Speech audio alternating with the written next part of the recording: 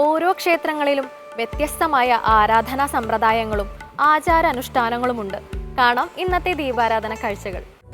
കുഞ്ചമനോഹര പാദചലന്മണി നൂപുരഹംസ വിരാജിതേ കഞ്ചഭവാദി സുരൗഖ പരിഷ്ടുതലോക വിസ്തൃത്വര വൈഭവേ മഞ്ജുളവാഗ്മയ നിർജിത ക്ഷീരകലേ ചലരാജസുകന്യകേ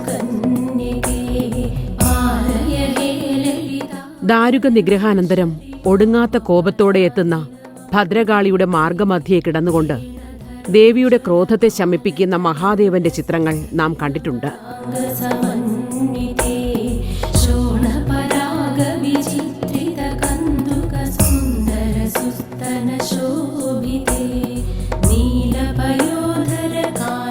നീലകണ്ഠാർ തന്റെ പൊന്മകളെ എന്ന തോറ്റംപാട്ടുകളിൽ വാഴ്ത്തപ്പെടുന്ന ദേവീഭാവമാണ് നീലകേശി.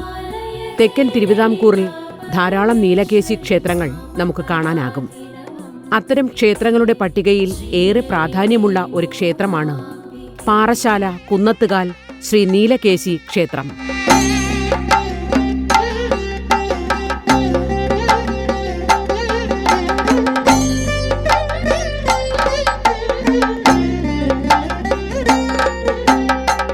വിളിച്ചാൽ വിളി കേൾക്കുന്ന ഒരു ദേവിയാണ് ഇവിടെ ഉപവിഷ്ടമായിട്ടുള്ളത്. ആ ദേവിയെ വന്ന് തൊഴുന്ന എല്ലാവർക്കും ജീവിതത്തിൻ്റെ എല്ലാ തുറകളിലും വളരെ ഐശ്വര്യപൂർണമായ സമ്പൽ സമൃദ്ധിയോടുള്ള ജീവിതം ഇന്നുവരെ നയിക്കാൻ സാധിച്ചിട്ടുണ്ട്.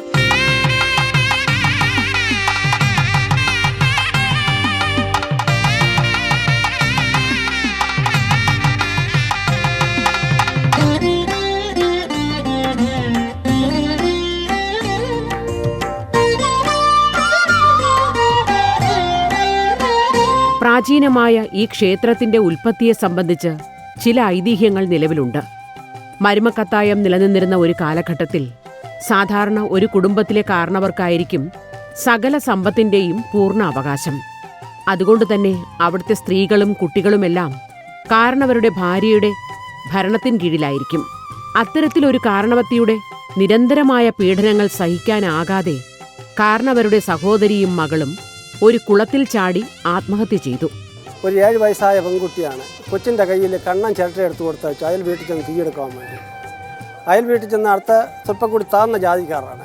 അവിടെ ചെന്ന് തീയെടുത്തുകൊണ്ട് വന്നപ്പോൾ ഈ കൊച്ചിൻ്റെ കൈ വെന്തു. ഈ കണ്ണൻ ചിരട്ട കൊണ്ട് പൊള്ളി ഈ കൊച്ച് കൈ മാറി മാറി കൈ നക്കി വന്നപ്പോൾ അമ്മാവൻ വന്നപ്പോൾ ഇല്ലാത്ത നുണകൾ പറഞ്ഞ് ഈ കൊച്ചിനെയും കൊച്ചിൻ്റെ അമ്മയെയും നല്ലവണ്ണം ശരിക്കും ഉപദ്രവിച്ച് നിവൃത്തിയില്ലാതെ വന്നപ്പം ഈ സ്ഥലത്തൊരു പൊട്ടക്കുളവും ഒരു നീരാടിയും ഉണ്ടായിരുന്നു.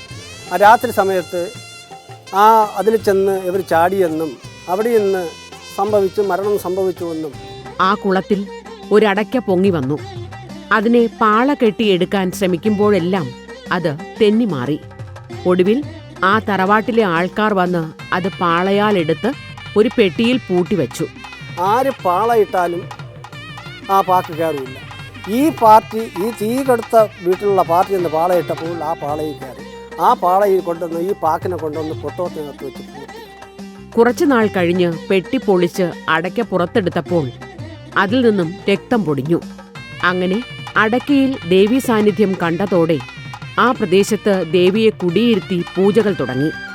അങ്ങനെയാണ് ഇവിടെ ഒരു ക്ഷേത്രം നിലവിൽ വന്നത് എന്നാണ് വിശ്വാസം.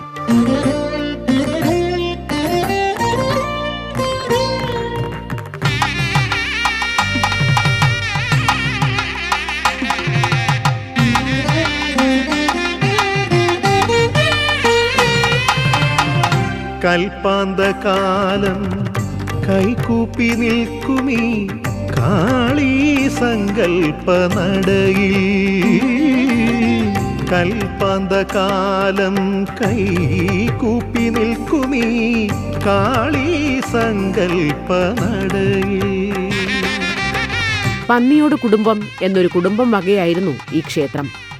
കൊല്ലവർഷം 1116 കുടുംബം 6 ശാഖകളായി പിരിയുകയും അതോടൊപ്പം വസ്തുവകകൾ ഭാഗം വയ്ക്കുകയും ചെയ്തപ്പോൾ ക്ഷേത്രം നിലനിന്നിരുന്ന 2 ഏക്കർ 41 സെന്റ് സ്ഥലം ക്ഷേത്രത്തിനായി നീക്കിവെച്ചു.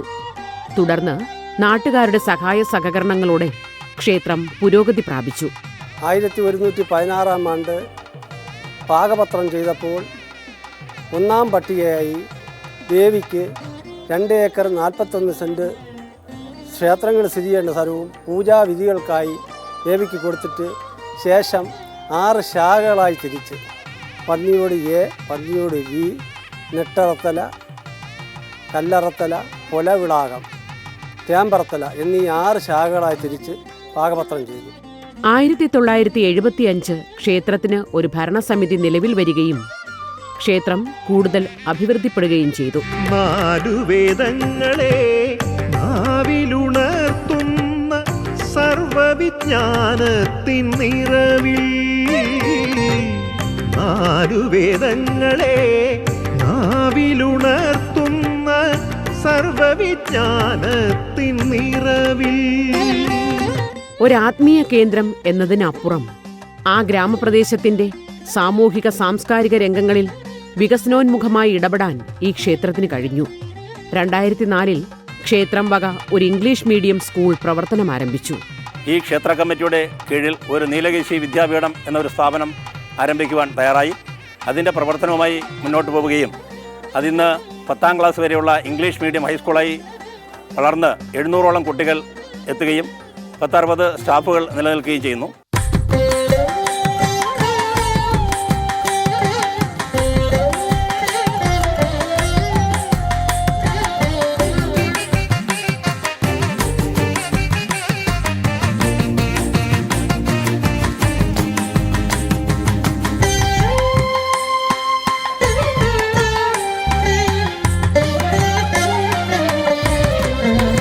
ഭഗവതി, നീലകേശി, ഭദ്രകാളി എന്നീ ഭാവങ്ങളിലാണ് ദേവി കുടിയിരിക്കുന്നത്.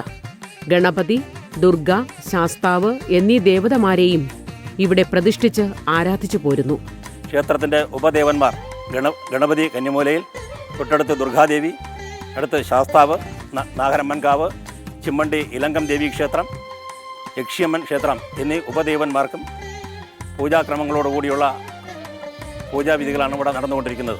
മന്ദാര മലർമാല്യം അണിയുന്നോരമ്മ, മാനസ ശ്രീലകത്തമരുന്ന ദേവി, അലയാഴി താണ്ടിങ്ങെത്തുന്ന ഭക്തർക്ക് മരുഭൂവിൻ മഞ്ഞിൻ കുളിർത്തൂകുമമ്മ. കൊറ്റിയോട് ഭഗവതി ക്ഷേത്രത്തെ ഈ ക്ഷേത്രത്തിന്റെ മൂലക്ഷേത്രമായി കണക്കാക്കി അവിടെ ക്ഷേത്രോത്സവകാലത്ത് പ്രത്യേക പൂജകൾ നടത്തിവരുന്നു. ക്ഷേത്രത്തിനെ സംബന്ധിച്ചിടത്തോളം മൂലക്ഷേത്രമായ ഒരു കൊറ്റിയോട് ഭഗവതികാവ് നിലവിലുണ്ട്. അവിടെയും ഉത്സവ ദിവസങ്ങളിൽ പൂജാക്രമങ്ങൾ നടത്താറുണ്ട്. വൃശ്ചിക മാസത്തിലെ മണ്ഡലകാലം, കന്നിമാസത്തിലെ നവരാത്രികാലം, കർക്കിടകത്തിലെ കറുത്ത വാവുബലി, ജൂൺ മാസത്തിലെ പ്രതിഷ്ഠാദിനം എന്നിവയെല്ലാം ചിമ്മിണ്ടി ക്ഷേത്രത്തിലെ വിശേഷ ദിവസങ്ങളാണെങ്കിലും കുംഭമാസത്തിലെ അമ്മ ഇറക്കമാണ് ഇവിടത്തെ പ്രധാന ഉത്സവം.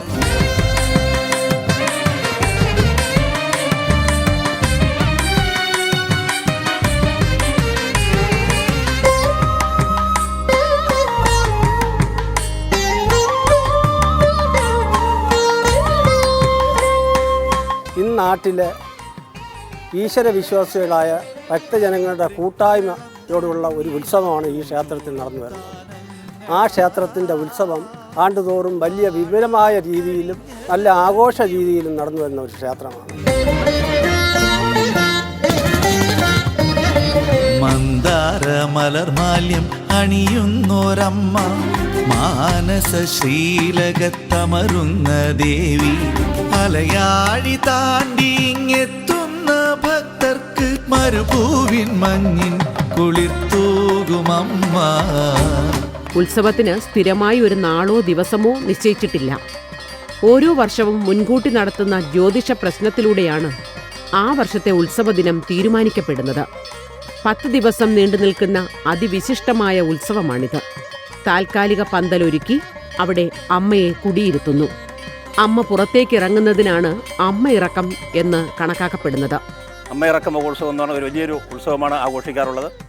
അത് ഭദ്രകാളി ഭാവത്തിൽ വയലിൽ ഏലായിൽ ഇറങ്ങുകയും ഉത്സവത്തിൻ്റെ സമാപന ദിവസം ദാരിക നിഗ്രഹം കഴിഞ്ഞ് കലശപൂജ കഴിഞ്ഞതിന് ശേഷം നീലകേശിയായി സ്ഥിരം ക്ഷേത്രത്തിൽ കുടികൊള്ളുകയും ചെയ്യുന്ന ഉത്സവമാണ് ഇവിടെ നടത്തി വരാറുള്ളത്.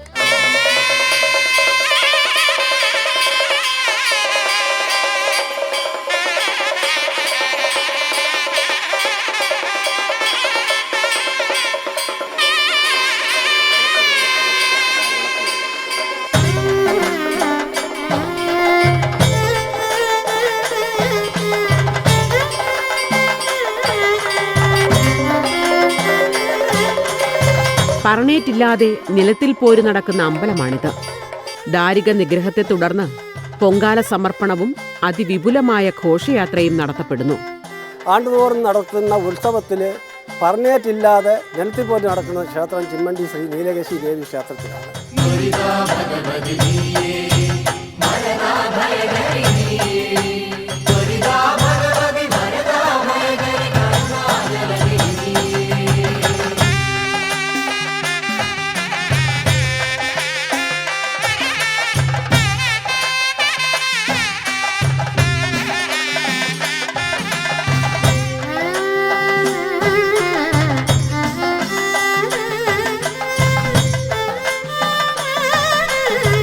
തികച്ചും ഗ്രാമീണമായ അന്തരീക്ഷം ക്ഷേത്രത്തെ ഏറെ ഭക്തിസാന്ദ്രമാക്കി മാറ്റുന്നു. ഉഗ്രഭാവത്തിലുള്ള ദേവതമാർ ക്ഷിപ്രപ്രസാദികളാണ് എന്നതുകൊണ്ട് തന്നെ നീലകേശി അമ്മയും വരദായിനിയാണ് എന്നാണ് ഭക്തരുടെ വിശ്വാസം.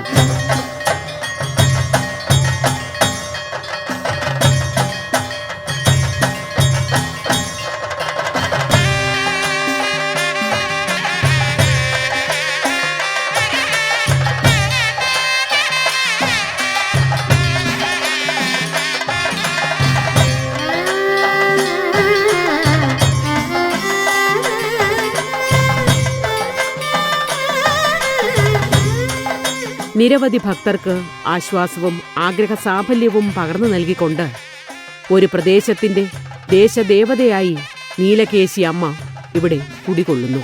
എല്ലാം മറന്നു മുന്നിൽ